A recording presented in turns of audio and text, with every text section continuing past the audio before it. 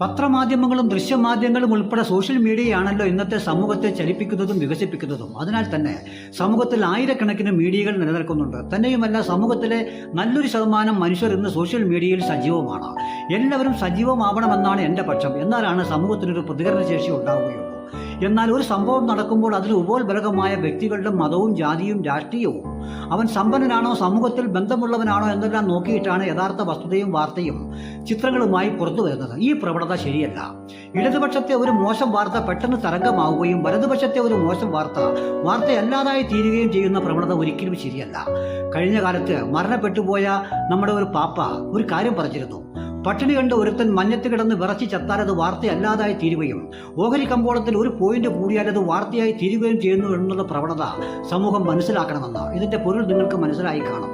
അതിനാൽ യഥാർത്ഥ വാർത്തകളും ചിത്രങ്ങളും യഥാർത്ഥത്തോടെ കൊടുക്കുന്ന പത്രങ്ങളെയും മാധ്യമങ്ങളെയും നമ്മൾ തിരിച്ചറിയണമെന്നാണ് എൻ്റെ പക്ഷം.